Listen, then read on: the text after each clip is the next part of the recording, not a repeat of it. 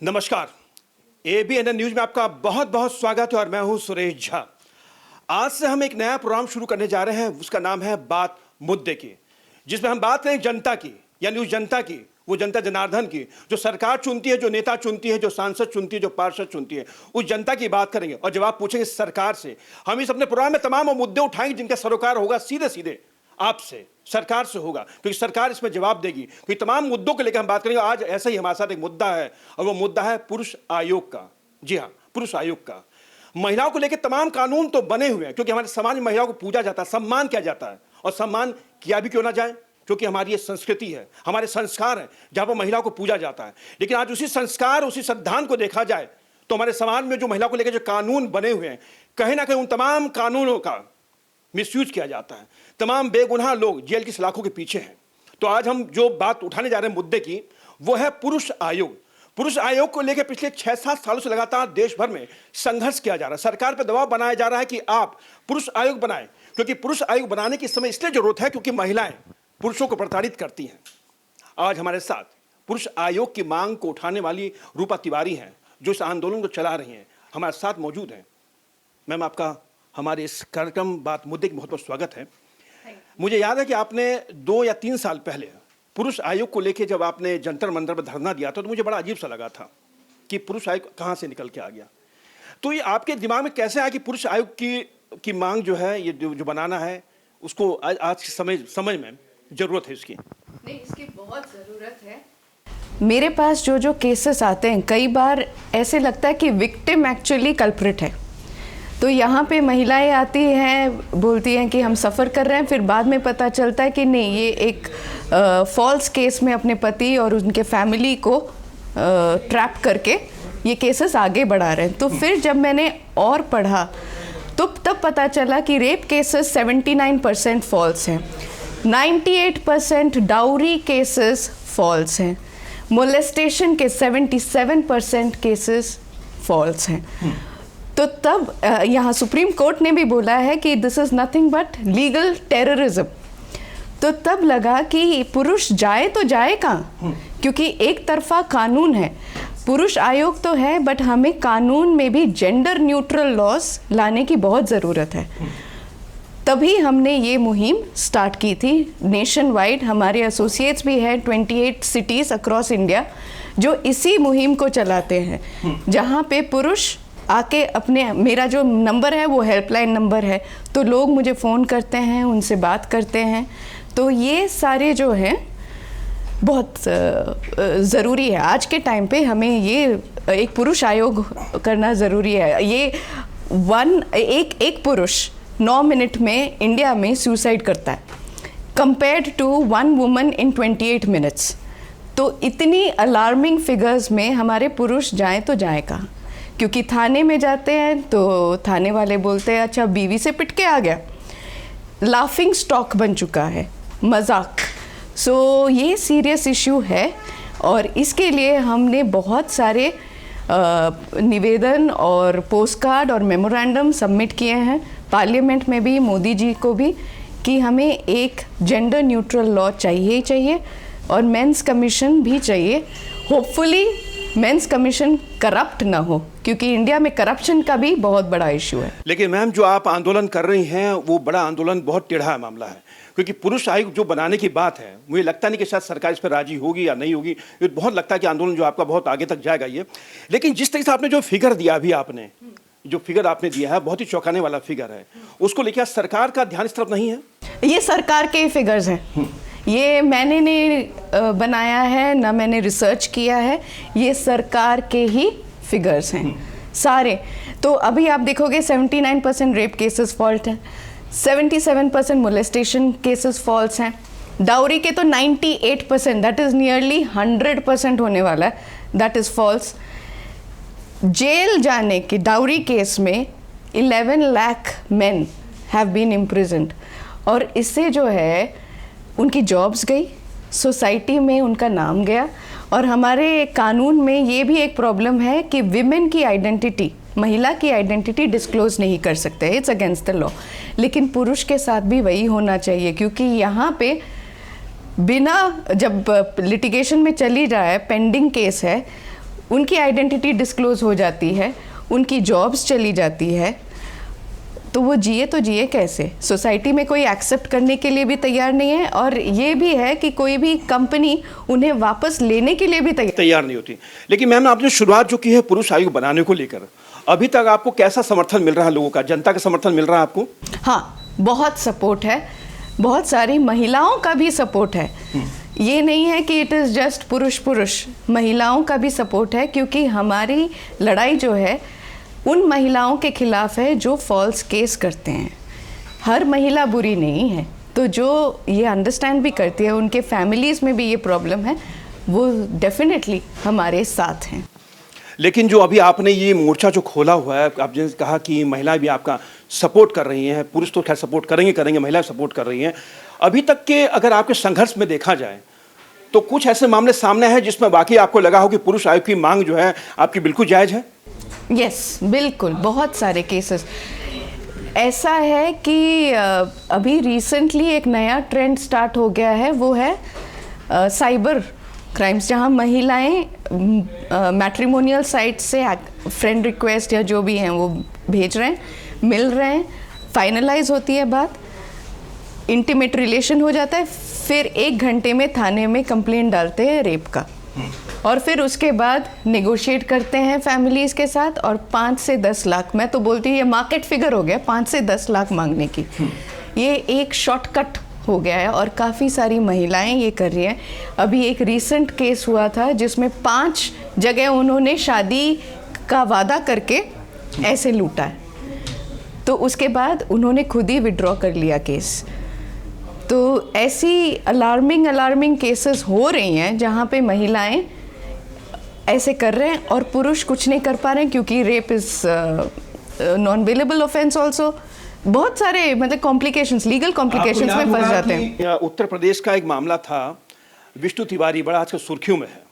उसके ऊपर एक महिला ने रेप का आरोप लगाया, उसको 20 साल तक जेल की सलाखों के पीछे रहना पड़ा। 20 साल बाद जब जेल से छूटा है, अब उसकी भरपाई कौन करेगा? वही तो, loss is a loss. 20 years एक इंसान जो अपने देश, जो जिसको उन्नति करनी चाहिए थी, अपने देश के लिए कुछ करना चाहिए था, अपने फैमिली के लिए कुछ करना चाहिए था, उनका जो यूथ है वो पूरा बिगड़ गया है। I mean it's over. अब पता नहीं, कुछ लोग होते हैं जो हिम्मत करके कुछ नया तो स्टार्ट कर लेते हैं, लेकिन हर कोई नहीं कर पाता है। सेल्फ कॉन्फिडेंस ख़त्म हो चुकी होती है। 20 इयर्स जेल में काटना फॉर एन ऑफेंस जो उसने किया ही नहीं। लेकिन जो पुरुष आयोग बनाने की जो आपने मुहिम छेड़ी है, आपने मेमोरेंडम भी दिया होगा, तो सरकारी तरफ से क्या कोई ऐसी बातचीत करने का ऑफर आपको मिला, या सरकारी तरफ से कोई सकारात्मक जवाब मिला सरकारी तरफ से आपको? सकारात्मक तो नहीं मिला है, लेकिन हाँ, हर किसी ने वर्बली तो बोला है कि यस, हमें चाहिए एक मेंस कमीशन चाहिए, न्यूट्रल लॉज लाने की ज़रूरत है। और पार्लियामेंट में भी member of parliament Hari Narayan Rajbhar ji ने भी ये मुद्दा उठाया था। एक्सेप्टेंस उतना नहीं हुआ था, लेकिन हम लगे हैं हर तरीके से। पोस्ट कार्ड मुहिम भी चलाई है, जहाँ पे 1 लाख के ऊपर पोस्ट कार्ड हमने भेज दिए थे। ये पुरुष आयोग जो बनाने की जो बात कह रही है, जो डिमांड आपने रखी है, वो पुरुष आयोग होगा तो होगा कैसा? क्या होगा उसके अंदर? कैसे होगा? कैसे वर्क करेगा वो? जी, मोस्ट इम्पॉर्टेंटली पुरुष आयोग में हमें एक महिला तो रखनी चाहिए, हाँ, एंड जो भी रिटायर्ड जज हो एक, और 2-3 वकील या इक्वल स्टैंडर्ड के, एक सोशल वर्कर हो, और वो न्यूट्रल पॉइंट ऑफ व्यू से सारी बातें सुने। It's like a mediator, mediation ground, जहाँ पे ये लोग अपने ओपिनियंस भी दे सकते हैं, और ये भी एक साइकोलॉजिस्ट का भी होना ज़रूरी है, साइकाइट्रिस्ट का भी होना ज़रूरी है, ताकि उनको पता चले कि कौन सच बोल रहा है, कौन झूठ। अभी आपने जो पुरुष आयोग बनाने की जो बात कही है, मुहिम चला रखी है आपने, तो अभी किस स्टेज पे? अभी देशव्यापी आप लोग कर रहे हैं, आंदोलन कर रहे हैं? अभी तो स्वयं ही हम कर रहे हैं। हमने हेल्पलाइन नंबर लगाया है, काफ़ी सब। तो उस हेल्पलाइन नंबर पे क्या आपको लोग कॉल करके बता सकते हैं या जुड़ सकते हैं लोग आपसे? यस, हेल्पलाइन नंबर भी बहुत ईजी है। इट इज़ 9310 उसके बाद 125 और 498। सेक्शन 125 है मेंटेनेंस का केस, हाँ सेक्शन 125, 498 हो गया अपना क्रुएल्टी डोमेस्टिक वायलेंस। तो इसीलिए हमने 125 और 498 लास्ट डिजिट्स रखे हैं 9310। अभी आपने बहुत अच्छी बात कही कि अगर किसी महिला के साथ कोई घटना होती है, बलात्कार हो, छेड़खानी हो, तमाम चीज़ें होती हैं, तो तमाम कानून बने हुए हैं, उनकी आइडेंटिटी भी छिपाई जाती है। लेकिन पुरुषों को के साथ कोई घटना होती है तो उनकी आइडेंटिटी छिपाई जाती है, बल्कि और उजागर की जाती है। उस समाज में बदनाम हो जाता है, घर में बदनाम हो जाता है। यानी उसके पास, आपको अभी याद होगा दिल्ली का एक मामला आया था जिसमें एक आदमी सिर्फ इस बात पर सुसाइड कर लिया कि उसके ऊपर झूठा रेप का आरोप लगाया गया था। तो आदमियों के संग जो ये इतनी जो घटनाएं होती हैं, उसका जिम्मेदार कौन है? हाँ, यही जो मैंने बताया ना कि हर 9 मिनट में एक पुरुष सुसाइड करता है। तो इन केसेस में वो एक्चुअली शेयर नहीं कर पाता है, क्योंकि ये ऐसे वन साइडेड है रेप।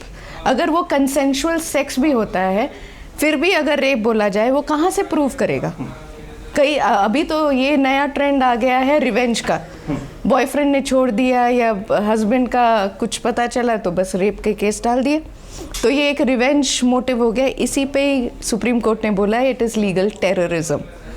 सो एक केस ऐसा भी था कि 23 इयर्स ऑफ मैरिज में वाइफ ने बोल दिया कि हस्बैंड ने रेप किया और वो जेल गया भी है। आपने कहा कि सुप्रीम कोर्ट ने इसको कानूनी आतंकवाद का दर्जा दिया है, और बहुत ही चौंकाने वाली बात आपने बहुत बताई है।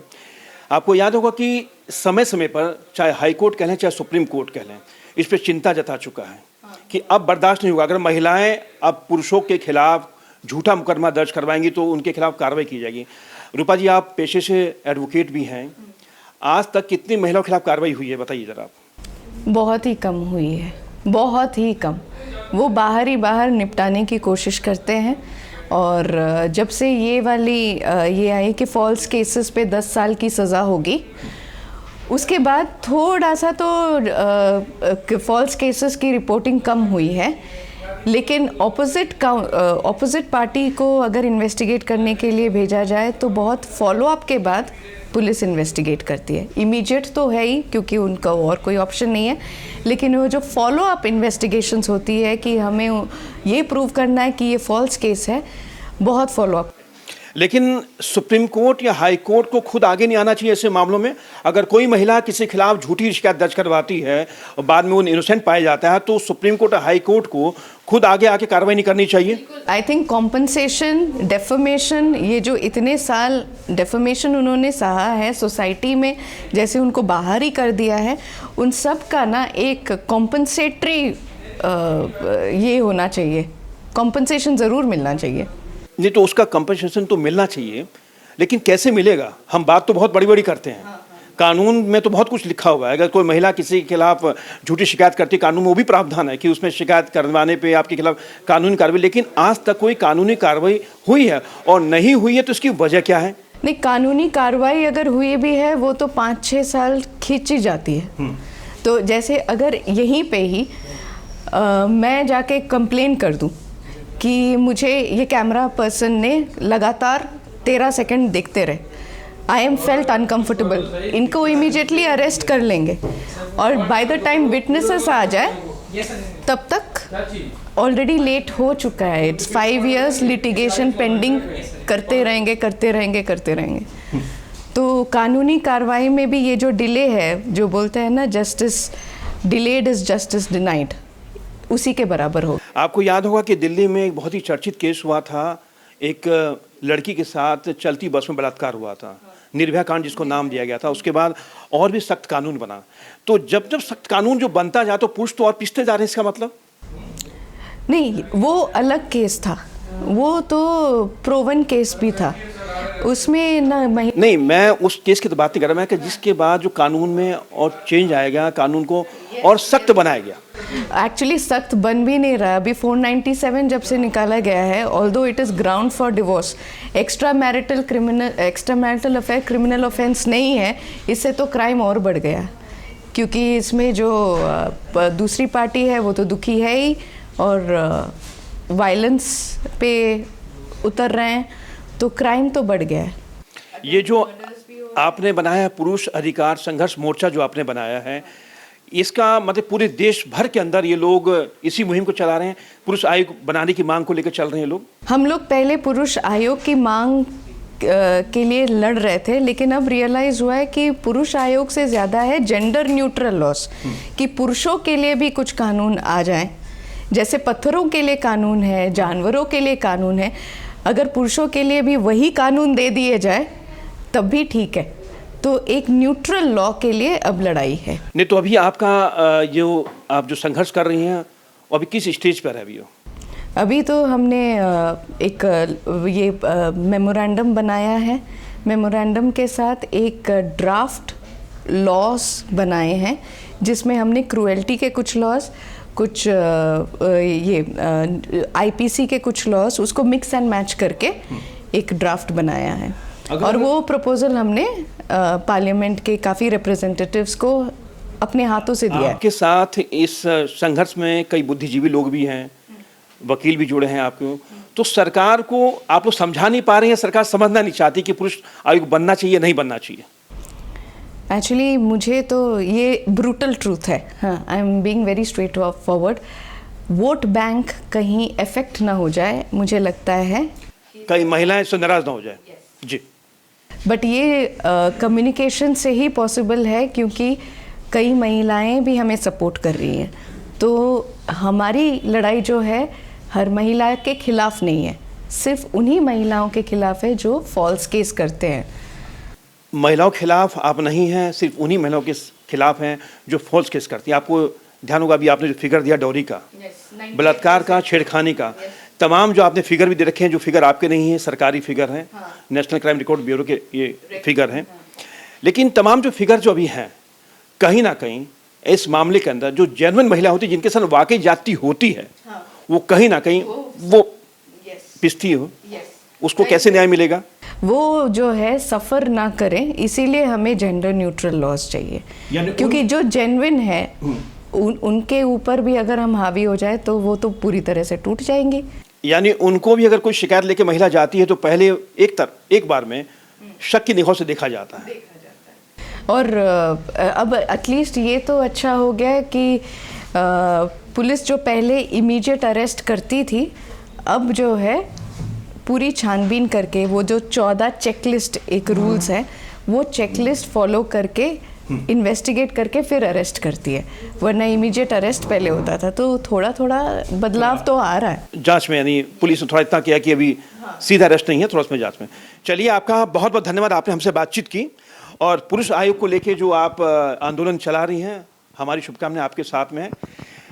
तो ये थी रूपा तिवारी, जो पूरे देश भर के अंदर पुरुष आयोग की मांग को लेकर इन्होंने संघर्ष कर रखा है, सरकार पर दबाव बना रखा है, इनसे तमाम बातें कही और इन्होंने तमाम बातें जो हमें बताई हैं वो सुनने वाली हैं, चौंकाने वाली हैं, और जो फिगर भी हमारे सामने है वो भी चौंकाने वाले हैं। तो ये थी बात मुद्दे की, ये हमारा खास प्रोग्राम था। जो तमाम जो मुद्दे हैं हमारे, वो जनता के मुद्दे होंगे, और जनता के जो मुद्दे होंगे उनके जनता अपने सवाल करेगी और जवाब मांगेगी सरकार से। तो आज हम इस प्रोग्राम के जरिए, जो हमारा पहला प्रोग्राम है पुरुष आयोग की जो हमने मांग की है, तो हम सरकार से यही जवाब चाहेंगे कि पुरुष आयोग बने तो बने क्यों ना। ये था हमारा खास प्रोग्राम और आप बने रहिए ABN न्यूज़ के साथ। नमस्कार।